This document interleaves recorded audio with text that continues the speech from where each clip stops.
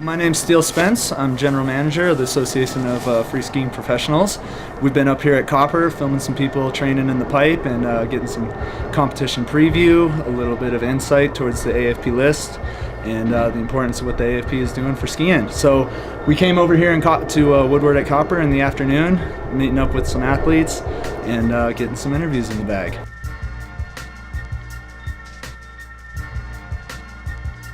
Good to see you, kid. Yeah, nice to see you. You're here at Copper Mountain in Woodward training. How's this been early season as a training facility? Amazing.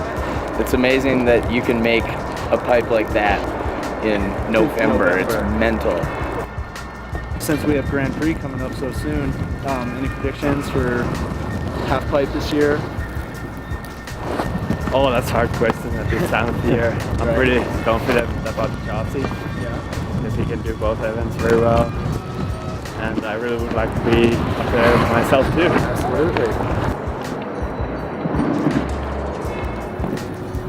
Any predictions for who could take overall champion on the AFP list for women? I think the Canadian girls really have it. Either Sarah, Danny, or Kaya.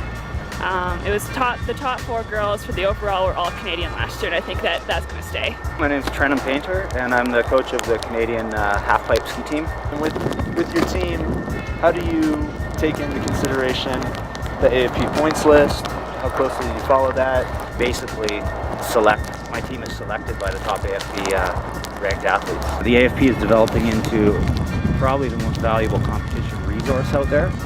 And I know that they're really focusing on doing that as far as the website, getting everything together so that basically anyone who's interested in competing or competition, they're going to be able to go to the AFP to get their information in terms of the schedule of events, how to register for these events, contact information for these people. So it's not only ranking, but it's just a really, really useful information resource.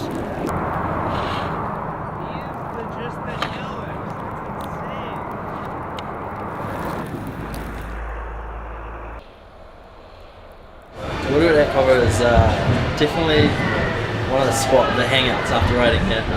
Everyone comes here, we're about the trams. Most of the time I'm skateboarding. Are you going to be watching your rankings on the AFP list this year and shooting for overall world champion again? Oh, of course I will be. I think it's pretty important for us right now to really embrace the AFP, and I think it's great for all of us really. And so yeah, I think everyone's going to be pretty concentrated on the whole rankings and stuff throughout the season now. I mean, that's one of the great things about the AFP is that now everyone can have a world ranking and you can put it on your CV and go to your sponsors, or go to your sponsors and tell them, look, this is what I did this year, and you can make them really happy. And yeah, I think it's cool that it works in surfing, it works in other sports, and it's cool that we've jumped on the bandwagon and got this thing going. I think it's great for our sport. Yeah. Copper gets up usually the first super pipe of the year. Yeah. I feel like it's fairly quick from training season, like when the first pipe gets built, to like jumping right into full-on comp season. Yeah, it's crazy. We have I think maybe even under 2 weeks between the first day the pipe opens until our first contest. So it happens pretty fast, but with a place like this, even if the weather isn't perfect, you can get her down in the pipe, and then you can come to Woodward like every day. You're an excellent example for the AFP ranking list. You did very well in a lot of comps last year, worked your way up, and you earned an X Games invite this year, correct? Yeah. Yeah. Were you following the AFP list last winter? Like really closely actually. Yeah? Yeah, definitely checking out which events were ranked higher than others. Trying to do as many as I could. Obviously, it's a little harder when you're not one of the mainly established guys, and so you don't have the X Games invite, and last year I got hurt, so I wasn't able to do the Dew Tour. And so I just was like, okay, if I want to do anything next year, I really got to crack down and get some results. Basically just attended as much as I could and did as well as I could have done, and yeah, it worked out in the end. Do you have your eye on AFP overall world champion? I do. I don't know if it's like an eye for this year maybe. I mean it's something I want really badly is to be the overall champion. Last year, it was like hands down Jossie. And this year I know Simon's gunning for it pretty hard. Who am I watching this year? It's hard to really focus on one person to watch. There's so many people out there. Like, you obviously on the pipe the other day, and I just see some random kid come down. Usually it used to be like, 10 guys that were there that could actually do well in a contest, and now it's like 50. It's crazy how quickly things, with the progression of skiing, the amount of skiers is progressing, at the same rate. So it's kind of crazy to watch out, but obviously all the Canadians, they got a good coach in Trenton. The Frenchies, they got a good coach also. Anybody, New Zealand guys, everybody's got somebody to watch out for. It's just consistency, and he's going to lay it down every time.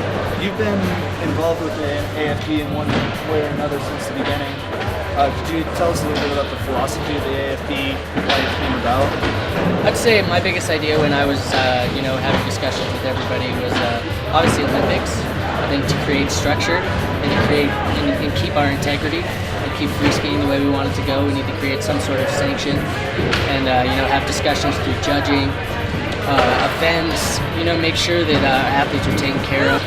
And then I think the other aspect is also showing kids a route to how they can actually make it to the top.